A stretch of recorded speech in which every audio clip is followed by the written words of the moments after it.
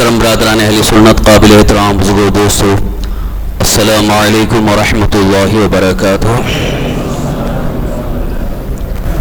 حصول برکت کے لیے آئیے مراب مل کر انتہائی ادب و احترام اور خلوص و محبت کے ساتھ آقا نامدار، مدینے کے تاجدار، ہم غریبوں کے غم گسار، شفیع روز شمار، سید ابرار و اخیار، محبوب پروردگار، حضور رحمت للعالمین، ارواحنا فدا جناب محمد رسول اللہ صلی اللہ تعالی علیہ وآلہ وسلم کی بارگاہ بکس پناہ میں جھوم جھوم کر بآواز بلند درود و سلام کا نذرانہ پیش کر لیں۔ اللہم صلی وسلم علی سیدنا مولانا محمد معدن الجود والکرم وعلی آلہ واصحابہ وبارک وسلم، صلاة و سلاما علیک یا رسول اللہ، صلاة و سلاما علیک یا حبیب اللہ۔ حضرات محترم، حج کے مہینوں میں سے ایک مہینہ جس میں ہم سانس لے رہے ہیں، اشہر حج یعنی حج کا موسم، حج کا مہینہ شوال ہی سے شروع ہوتا ہے۔ شوال المکرم، ذوالقعدہ اور ذی الحجہ کی 10 تاریخ تک اس کو اشہر حج فرمایا گیا۔ حج کا موسم ہے، حج کی تیاریوں میں حجاج کرام مصروف ہیں، اور اللہ تعالیٰ کے فضل سے کچھ حاجی حضرات پہنچ بھی چکے، جن کی قسمت میں حج جیسی عظیم سعادت تھی وہ پہنچ گئے اور خانہ کعبہ کی زیارت سے مشرف ہوئے۔ اور کتنی خوش قسمت یہاں پر موجود ہیں جن کو بہت پہلے سعادت نصیب ہو چکی۔ یقیناً حج اللہ کے احکام میں سے ایک حکم ہے، اسلام کے فرائض میں سے ایک فریضہ ہے۔ حج کے متعلق صرف چند اہم مسائل اور اس کی چند فضیلتیں آپ کے گوش گزار کرنے کی سعادت حاصل کر رہا ہوں۔ حج کس پر فرض ہے؟ یوں تو قرآن کریم میں اللہ رب العزت کا فرمان عالی شان ہے، وَلِلَّهِ عَلَى النَّاسِ حِجُّ الْبَيْتِ مَنِ اسْتَطَاعَ إِلَيْهِ سَبِيلًا۔ اللہ تعالیٰ کے لیے حج کرنا خانہ کعبہ کا لوگوں پر یہ فریضہ ہے جو اس راہ کی استطاعت رکھے، یعنی جو بندہ اپنے ملک سے، اپنے وطن سے مکہ مکرمہ تک پہنچنے کے لیے جو بھی سفر خرچ ہے، سفر کے جو اخراجات ہیں، ٹکٹ اور دیگر جو ضروریات ہیں، ان سب کا خرچ اتنی رقم اس کے پاس موجود ہے، اور ساتھ ہی اس کی کفالت میں جو حضرات موجود ہیں، جیسے بیوی بچوں کو چھوڑ کر کے جا رہا ہے تو اس کی پرورش، اس کی کفالت میں وہ ہیں، ان کا خرچ، جس کے پاس اتنا مال، اتنی رقم موجود ہے، وہ شریعت مطہرہ کی نظر میں صاحب استطاعت کہلاتا ہے۔ اب صاحب استطاعت ہو جانے کے بعد حج فرض ہو چکا ہے، اب جتنی وہ تاخیر کرے گا وہ تاخیر کا گناہگار ہوگا۔ صاحب استطاعت ہونے کے بعد حج ادا کرنے میں جلدی کرنا چاہیے، تاخیر اور دیر نہیں کرنا چاہیے۔ عام لوگوں میں ایک بات بہت مشہور ہے، یہ جہالت ہے، جو لوگ کہتے ہیں کہ بڑھاپے میں حج کرنا چاہیے، پیسہ ہے، مال ہے، دولت ہے، حج نہیں کر رہے ہیں، ابھی پراپرٹی بنا رہے ہیں، فلاں جگہ فلیٹ بک کرنا ہے، فلاں جگہ کی دکان بک رہی وہ لینا ہے، اتنی جائیداد بنانی ہے، بچیوں کی شادی کرنی ہے، لڑکے کی شادی ہو جائے، ساری ذمہ داریوں سے سبکدوش ہونے کے بعد اب حج کے لیے نکلے ہیں۔ یہ تصور اور یہ نظریہ یہ غلط ہے۔ جیسے ہی صاحب استطاعت ہو جائے اسے فوراً کوشش شروع کر دینی چاہیے، اب کسی اور چیز کا انتظار نہ کرے کہ خود کا گھر ہو جائے تب ہم حج کریں گے، بچوں کی شادیاں ہو جائیں تب حج کریں گے. یہ ساری ضروریات، یہ مصروفیات، یہ انسان کے ساتھ اس طور پر لگی رہتی ہیں کہ یہ مصروفیات، یہ ضروریات کبھی ختم ہوتی ہی نہیں ہیں. زندگی ختم ہو جاتی ہے لیکن ضروریات کبھی ختم نہیں ہوتی ہیں. اگر اسی انتظار میں رہ گئے اور تقدیر الہی کے مطابق اگر موت آ گئی تو بتائیے ایک فریضہ چھوڑ کر کے دنیا سے جانا ہوا. اسی لیے اللہ کے حبیب حضور رحمت عالم صلی اللہ تعالی وسلم نے اس موقع پر ارشاد فرمایا، جو شخص صاحب استطاعت ہونے کے باوجود حج نہیں کرتا ہے، تاخیر کر رہا ہے، اگر اس سے موت آئے گی تو یا تو یہودی ہو کر مرے یا تو نصرانی ہو کر مرے، معاذ اللہ رب العالمین. یعنی یہاں پر ایک تو اللہ کے رسول صلی اللہ علیہ وسلم نے سخت ناراضگی کا اظہار فرمایا، اور دوسری یہ کہ ایمان پر خاتمہ نہ ہونے کا اندیشہ ظاہر فرمایا. اس لیے شریعت مطہرہ کی روشنی میں ہر مسلمان اس بات کی کوشش کرے کہ جیسے ہی اس کے پاس استطاعت ہو جائے، اتنی رقم آ جائے جس سے ہم حج کر سکتے ہیں، تو فوراً اس کی کوشش کر دینی چاہیے. آج تو تقریباً سب کو یہ معلوم ہو گیا ہے کہ حج کمیٹی سے اگر جانا ہے تو وہ ہر سال کی کچھ کمی بیشی کے اعتبار سے، جیسا کہ آج کل میرے خیال سے 4 لاکھ یا 4.25 تک میں حج کمیٹی سے حج ادا ہو رہا ہے. تو جس کے پاس اتنی رقم ہے اور گھر والوں کے اخراجات کی رقم موجود ہے، جا کر کے آنے میں 1 مہینہ یا 40 دن لگ جاتے ہیں، اتنا خرچ اس کے پاس موجود ہے، تو اب وہ حج ادا کرنے میں جلدی کرے. یعنی منیمم اگر دیکھا جائے تو کم سے کم میں اگر حج ادا کر سکتا ہے 5 لاکھ روپے جس کے پاس ہے وہ حج کمیٹی کے ذریعے حج ادا کر سکتا ہے. لیکن اگر کوئی صاحب اس انتظار میں ہے کہ نہیں 8 لاکھ روپے ہوں گے تو میں پرائیویٹ ٹور سے جاؤں گا، بڑے آرام سے حج کریں گے، اس لیے کہ ٹور سے جانے میں آرام زیادہ ملتا ہے، نہ پکانا ہے نہ کچھ بھی کرنا نہیں ہے، آرام سے عبادت کرنے کا موقع ملے گا. مگر ایسا بھی آرام کیا کہ جس آرام کی وجہ سے ہمیں حج کا لطف نہ مل سکے. حج ہی ایک مشقت اٹھانے کا ہی اصل لطف ہے. حج میں 2 عظیم چیزیں، ایک تو مالی قربانی اور بدنی قربانی. یہاں قربانی دینی ہے، مال کی بھی قربانی دینی ہے، اور بدن کی قربانی یعنی وہاں محنت کرنا ہے، تکلیف اٹھانا ہے. اللہ کے رسول ہمارے آقا صلی اللہ علیہ وسلم ارشاد فرماتے ہیں، حاجی وہاں پر جتنی تکلیف اٹھاتا رہتا ہے اس کے نامہ اعمال میں اتنا ہی ثواب درج ہوتا ہے. لوگ یہ سمجھتے ہیں کہ ہم اطمینان سے بڑے آرام کے ساتھ حج ادا کر لیں گے. میں ان سے کہوں گا ان سے زیادہ ثواب وہ پائیں گے جو اس طرح سے تکلیف اٹھا کر کے حج کے لیے جا رہے ہیں. تھوڑا بہت چلنا پڑے تو چلنا ہوگا، اور چلنا بھی ہمارے لیے نقصان دہ نہیں ہے، جسم کے لیے بھی فائدہ مند ہے اور ثواب حاصل کرنے کے لیے بھی فائدہ مند ہے. ایک حدیث پاک میں سرکار دو عالم صلی اللہ علیہ وسلم نے ارشاد فرمایا، مکہ مکرمہ سے مینا جو پیدل جاتے ہیں انہیں 7 کروڑ نیکیاں ان کے نامہ اعمال میں لکھی جائیں گی، اور حرم شریف میں مسجد حرام میں ایک نیکی 1 لاکھ نیکی کے برابر ہے. 1 لاکھ نیکی کے برابر. یہاں جو آپ 1 نیکی کریں گے 1 ثواب مل رہا ہے، اور مسجد حرام کے اندر 1 نیکی 1 لاکھ نیکی کے برابر ہے. تو وہ بندہ مومن حاجی کتنا عظیم ثواب کا مستحق ہو جاتا ہے.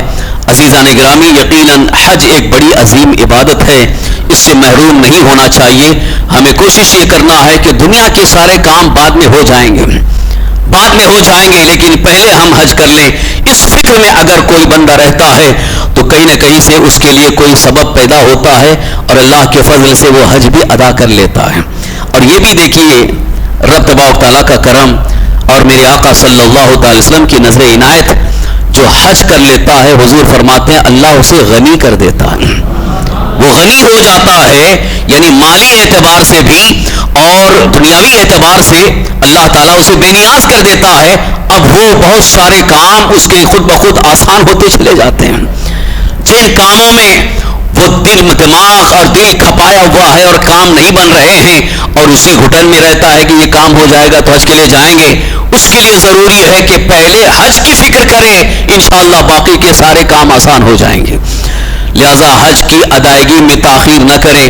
بہت سارے ہمارے ایسے حضرات ہیں جنہوں نے مال اور دولت ہونے کے باوجود بھی ابھی تک حج نہیں کیا ہے.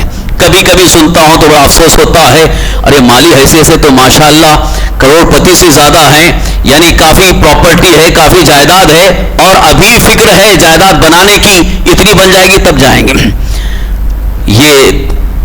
یہ جائیداد، یہ مال، یہ دنیا ہی میں رہنے والی چیز ہے، ہمارے ساتھ جانے والی نہیں ہے.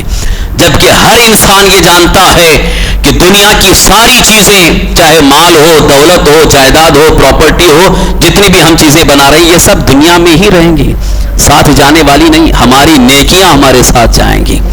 اس لیے ان نیکیوں کے لیے تاخیر نہ کریں جس نیکی کی ہمارے لیے مرنے کے بعد بڑی سخت ضرورت پیش آتی ہے. بزرگان دین فرماتے ہیں کہ دنیا میں انسان کو اس کا احساس نہیں ہوتا ہے، لیکن جس دن اس کی آنکھ بند ہو جائے گی اس دن اسے اتنا افسوس ہوگا کہ وہ حسرت اور افسوس سے کہ اب تو میں نہیں کر پاؤں گا، اس میں اور اس کو تکلیف ہوتی ہے. یہ جو عذاب کا، قبر کے عذاب کا ذکر ملتا ہے احادیث کریمہ میں، روایات میں، اس کی ایک وجہ یہ بھی بیان کی گئی کہ وہاں جانے کے بعد اب اس سے تو کوئی عمل کرنا نہیں ہے، یعنی نہ نماز ہے، نہ روزہ ہے، نہ حج ہے، نہ زکوٰۃ ہے، کوئی عمل نہیں. مرنے کے بعد سارے عمل کا سلسلہ بند. لیکن اسے اس بات کا افسوس ہوتا رہے گا، کاش میں نماز پڑھ لیا ہوتا تو آج مجھے فائدہ ہوتا، کاش میں حج کر لیا ہوتا تو وہ فائدہ ہوتا. اسی لیے بزرگان دین فرماتے ہیں وہ وقت آنے سے پہلے جو نیکیاں اکٹھا کر لیتا ہے، یقیناً دنیا سے جانے کے بعد اس کے لیے قبر میں راحت کا سامان ہو جا، قبر کی روشنی کا سامان ہوگا. اسی لیے اللہ کے حبیب ہمارے آقا صلی اللہ تعالی وسلم ارشاد فرماتے ہیں حج کی ادائیگی میں تاخیر نہ کرو، دیر نہ کرو، جتنا ہو سکے جلد ادا کریں. میں نے تو اپنے درس تفسیر میں تقریباً کئی مسائل بیان کیے اور اس میں ساتھ ساتھ یہ بھی عرض کیا تھا کہ جوانی میں حج کرنا یہ زیادہ بہتر ہوگا، جوانی میں حج کرنا زیادہ بہتر ہوگا. اس لیے کہ ایک نوجوان اپنی قوت جسمانی کے ساتھ جتنی زیادہ عبادت کر لیتا ہے، بڑھاپے میں اتنی عبادت ہو نہیں پاتی ہے. ایک طواف کر لیے تو تھک گئے، اور ماشاءاللہ نوجوان ایک ایک دن میں 5 طواف کر لیتے ہیں، 5 عمرے کر لیتے ہیں. لہذا یہ جوانی کی عبادت ان کے لیے زیادہ بہتر ہوگی. اس لیے اس بات کے انتظار میں نہ رہو کہ بڑھاپے میں ہم جائیں گے اور نہ معلوم بڑھاپے میں کتنی بیماریاں لگ چکی ہوتی ہیں. آج کل تو بیماریوں کا حال ایسا ہے کہ 40-45 کے بعد سے بیماریاں، شوگر وغیرہ، اور اس کی وجہ سے اندر سے بدن کھوکھلا ہوتا ہے، کمزوری آتی ہے، تو پھر عبادت نہیں کر پاتا ہے. یہاں تک کہ اس کے لیے پھر ویل چیئر لانا پڑتا ہے طواف کے لیے، سعی کے لیے. کئی ایسے بیچارے بوڑھے حضرات کہ وہ محتاج ہو جاتے ہیں کہ یہاں سے وہاں تک جانے کے لیے ویل چیئر کی ضرورت ہے، اسی انتظار میں کھڑے رہتے ہیں.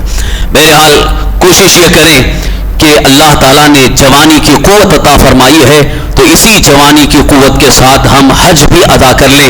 اور حج ادا کرنے والا یقیناً وہ غنی ہو جاتا ہے. اور اللہ کے رسول ہمارے آقا سرور کائنات صلی اللہ علیہ وسلم نے ایک بڑی فضیلت یہ بھی ارشاد فرمائی ہے کہ جس نے صحیح طریقے سے حج ادا کر لیا، صحیح طریقے سے حج ادا کر لیا، یعنی اس کے پاس حج ادا کرنے کے لیے جو مال ہے، روپیہ ہے، پیسہ ہے، ایک ایک پیسہ حلال کا ہو، حرام کی آمیزش نہ ہو، حرام نہ ملے، خالص حلال کا مال ہو، اور شریعت مطہرہ کے احکام کے مطابق صحیح طریقے سے حج کر لے، تو پیارے آقا صلی اللہ علیہ وسلم ارشاد فرماتے ہیں جب وہ حج کر کے لوٹتا ہے تو وہ گناہوں سے ایسے پاک و صاف ہو جاتا ہے جیسے گویا آج ہی ماں کے پیٹ سے پیدا ہوا ہو.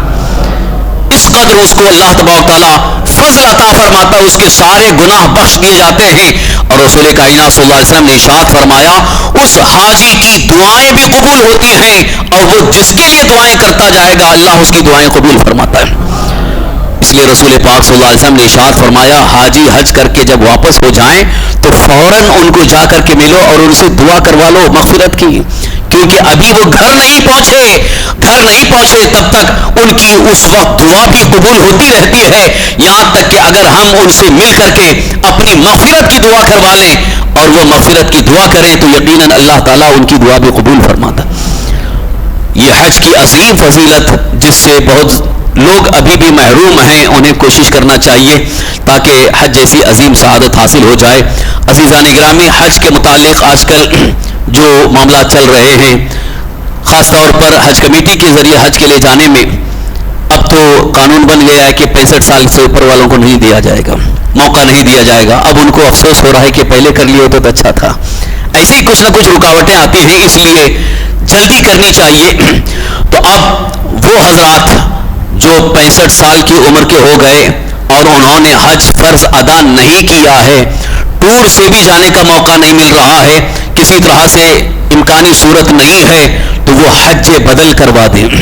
حج بدل یعنی کسی ایسے شخص کو جس نے اپنا حج فرض ادا کر لیا ہو اور طریقہ معلوم ہو، اسے بھیج کر کے ان کی طرف سے حج ادا کر لے تو ان کی طرف سے حج ادا ہو جائے گا.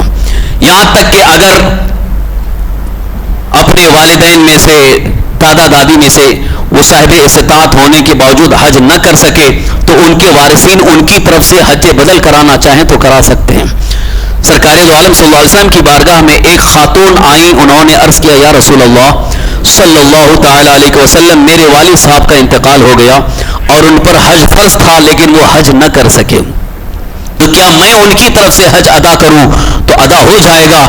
تو سرکار دو عالم صلی اللہ علیہ وسلم نے ارشاد فرمایا، یہ بتاؤ اگر تمہارے والد کے اوپر کچھ قرض ہوتا اور تم اگر اسے ادا کرو تو قرض ادا ہوگا کہ نہیں؟ انہوں نے کہا ہاں قرض ادا ہو جائے گا.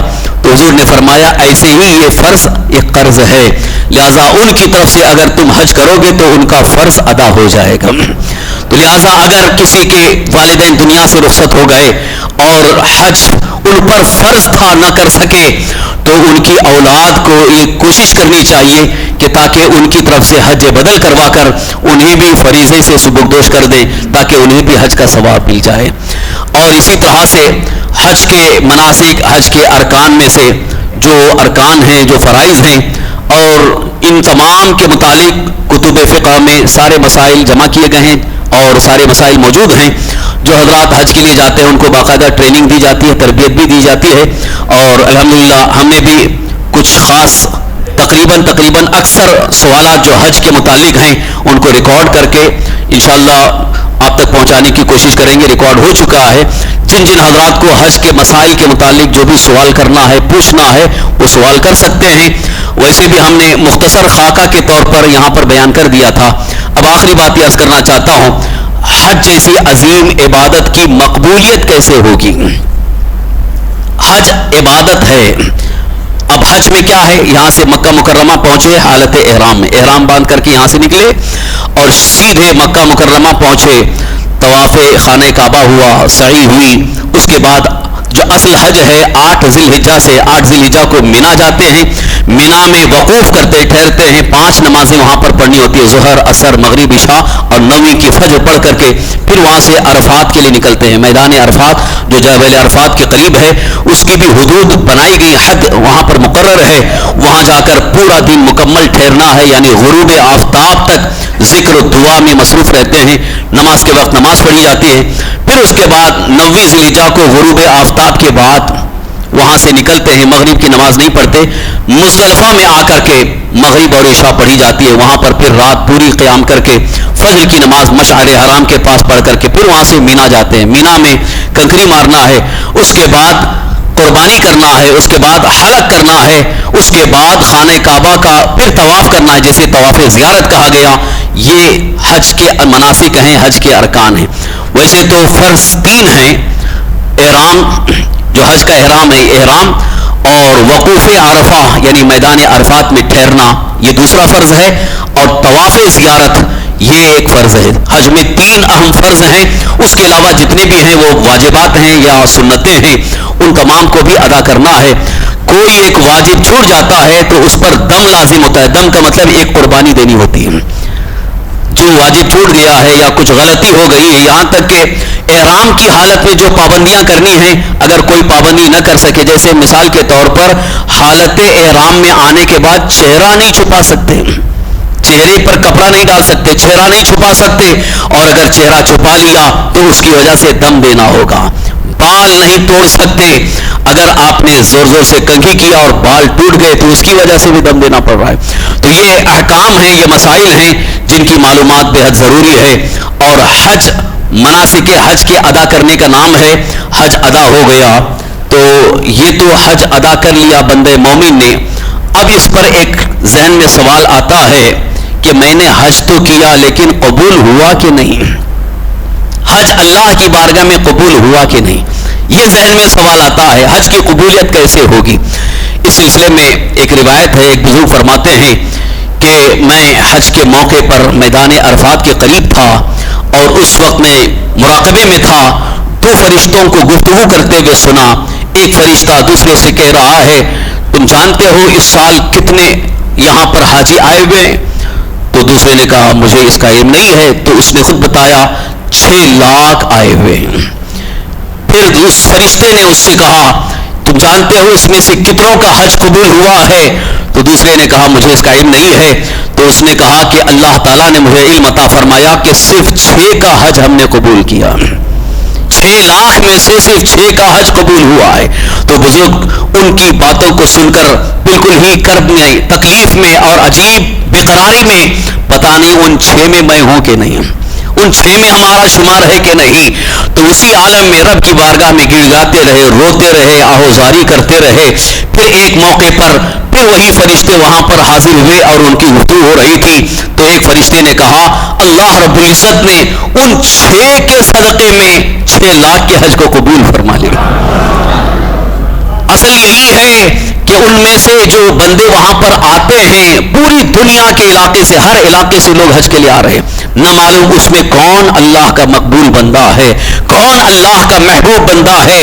ان محبوب بندوں کی اس کے صدقے میں ہم گنہگاروں کا بھی حج قبول ہو جائے گا۔ ایک تو قبولیت کا ایک اثر ہے، قبولیت کا ایک ذریعہ ہے، ایک وجہ ہے، ایک سبب ہے، لیکن ساتھ ہی ساتھ بزرگان دین فرماتے ہیں، سارے اولیاء کاملین فرماتے ہیں کہ حج کی قبولیت کا ایک سب سے بڑا اثر، سب سے بڑا سبب یہ ہے کہ اگر حج کرنے کے بعد مدینہ طیبہ کی حاضری نصیب ہو گئی تو بارگاہ رسالت مآب صلی اللہ تعالی وسلم کی حاضری کے صدقے میں اللہ تعالیٰ اس کا حج بھی قبول فرما لے گا۔ حج کی قبولیت کے لیے دربار مصطفیٰ کی حاضری بے حد ضروری ہے۔ ابھی تک کچھ لوگ اس طرح کہتے ہوئے سنا گیا ہے، پتہ نہیں کس نے یہ کہا ہے، حالانکہ جو علم والا ہے وہ تو یہ بات نہیں کہہ سکتا، کہ کچھ جاہلوں نے کہا ہے حج تو صرف مکہ میں ہوتا ہے، مدینہ جانے کی کیا ضرورت ہے، حج صرف مکہ میں ہوتا ہے، اس لیے کہ خانہ کعبہ مکہ مکرمہ میں ہے، صفا مروہ مکہ مکرمہ میں ہے، مینا، مزدلفہ، عرفات، جتنے بھی حج کے ارکان ادا ہو رہے ہیں مکہ مکرمہ میں، تو مدینہ طیبہ جانے کی کیا ضرورت ہے۔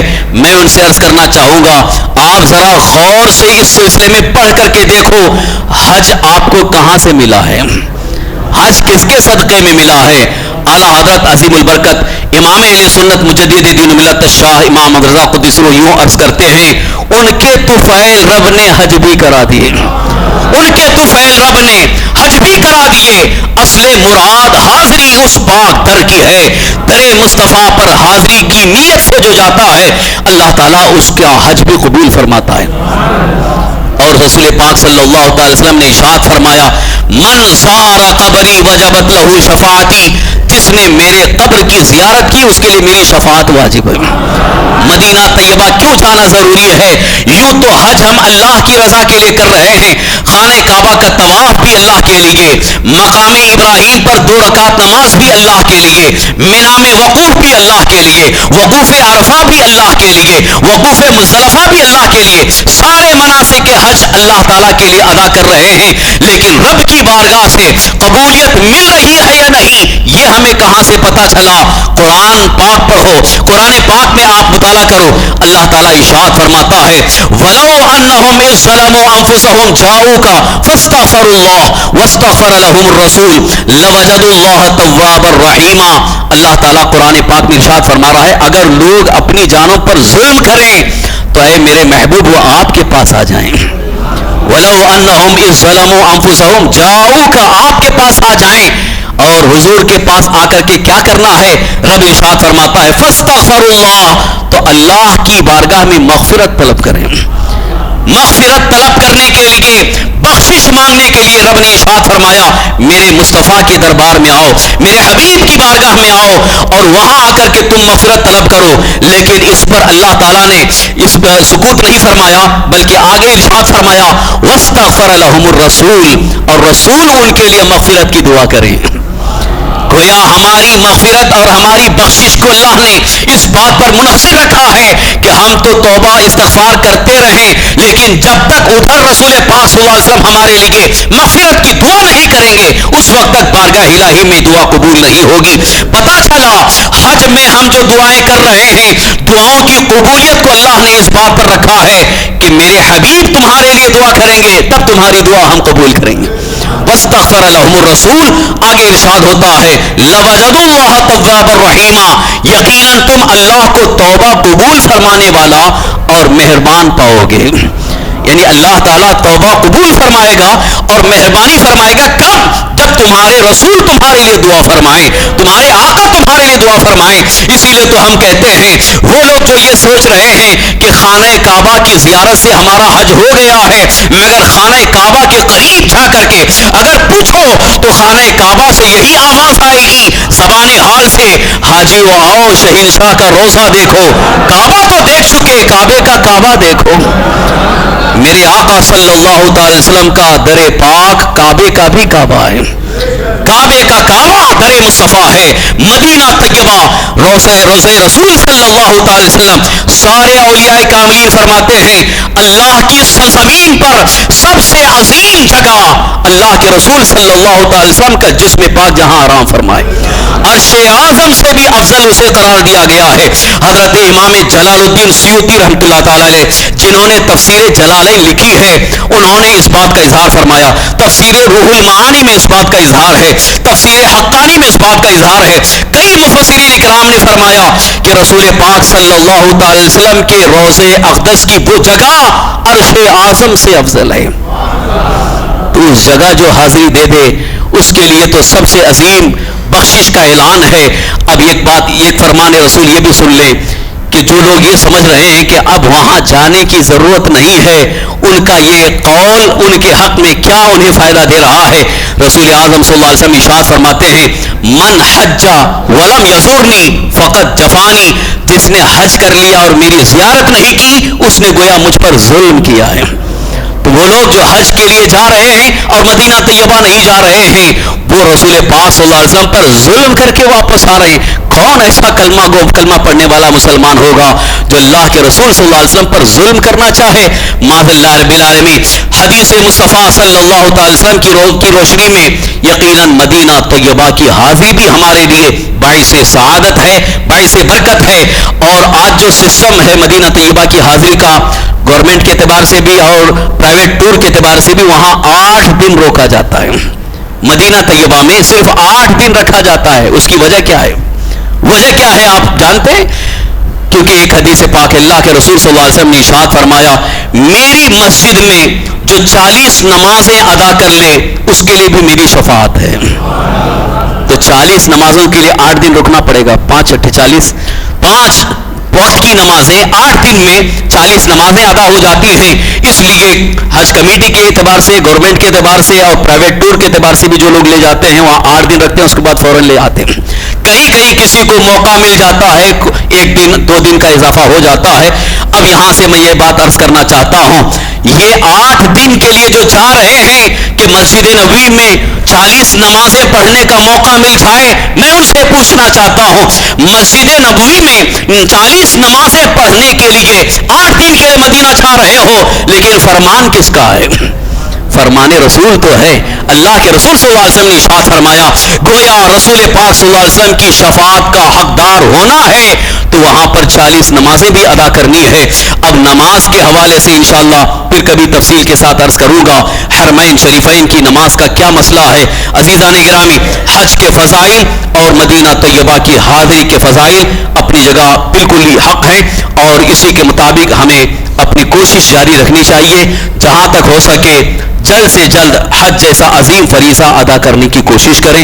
اور جو ابھی صاحب استطاعت نہیں ہے، جن کے پاس اتنی رقم نہیں ہے، اتنا مال نہیں ہے اور صاحب استطاعت نہیں ہے، تو ان پر ابھی حج فرض نہیں ہے، مگر وہ دل میں ارادہ رکھیں، تمنا رکھیں، آرزو رکھیں، ہو سکتا ہو اللہ تبارک و تعالیٰ اپنے کرم خاص سے کوئی نہ کوئی سبب پیدا فرما دے۔ کیونکہ جس کے دل میں جتنی تڑپ ہوتی ہے اللہ تعالیٰ خاص طور پر نیکی اور عبادت کی تڑپ بندے کے اندر پیدا ہو جائے تو اللہ تعالیٰ اس کے لیے اسباب پیدا فرما دیتا ہے, اس کے لیے راہیں ہموار ہو جاتی ہیں.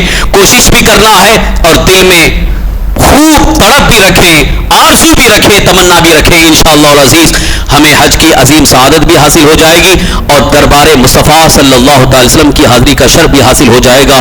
عزیزان گرامی, حالات کے پیش نظر اپنے ایمان اور اپنے عقیدے اور اپنے اعمال کی درستگی کی طرف ہمیں خوب توجہ دینی ہے. خاص طور پر جو اس وقت حالات چل رہے ہیں اس سلسلے میں میں صرف اتنی گزارش کروں گا کہ حالات کو سمجھ کر کے کوئی قدم اٹھائیں. آج کل جو سازشیں ہو رہی ہیں, جس طرح کی سازشوں سے مسلمان پریشان ہیں, کیونکہ احتجاج کی بنیاد پر, پروٹیسٹ کی بنیاد پر جہاں جہاں نقصانات زیادہ ہو رہے ہیں, اس سلسلے میں ہمیں خود اس کو سمجھنے کی ضرورت ہے کہ یہ کس طرح سے ہمیں پھنسانے اور پریشان کرنے کی سازشیں ہو رہی ہیں. گزارش یہ ہے, الحمدللہ ہماری قوم میں بڑے بڑے پڑھے لکھے دانشور حضرات موجود ہیں اور خاص طور پر جو ہمارے اکابر علماء جو مشورہ دیں اس مشورے کے مطابق چلیں. ہمارے علماء خاص طور پر جو دانشور ہیں, سیاسی بصیرت رکھتے ہیں, مذہبی رہنما ہیں, ان کے مشورے کے مطابق ہی عمل کرنے کی کوشش کریں اور ان کے بھڑکاؤ بیانات کی وجہ سے یا بھڑکانے کی وجہ سے کوئی قدم ایسا نہ اٹھائیں جس کی وجہ سے خود اپنے آپ کو تکلیف میں ڈالنا ہو. اللہ تعالیٰ تمام مسلمانوں کی جان و مال, عزت و آبرو کی حفاظت فرمائے اور ہر طرح سے اللہ تبارک تعالیٰ تمام مسلمانوں کو عزت و آبرو اور غلبہ عطا فرمائے. ملک کے جو حالات بہت ہی زیادہ خطرناک اور سنگین حالات ہیں, اللہ تعالیٰ ان تمام حالات کو بہتر فرما دے, نفرتوں کا ماحول دور ہو جائے اور تمام ملک کے باشندوں کو اللہ تبارک تعالیٰ امن و امان عطا فرمائے. بالخصوص جو سرکار دو عالم صلی اللہ تعالی وسلم کی بارگاہ میں توہین یا گستاخی کی جا رہی ہے, یہ سلسلہ بند ہو جائے. یا اللہ ایسے اسباب پیدا فرما اور ہم سب کو ایمان و عقیدے کا تحفظ عطا فرما اور آخری سانس تک ایمان پر زندہ رکھ, ایمانی پر خاتمہ نصیب فرما. وما علینا الا البلاغ المبین. واخر دعوانا الحمدللہ رب العالمین. السلام علیکم ورحمۃ اللہ وبرکاتہ.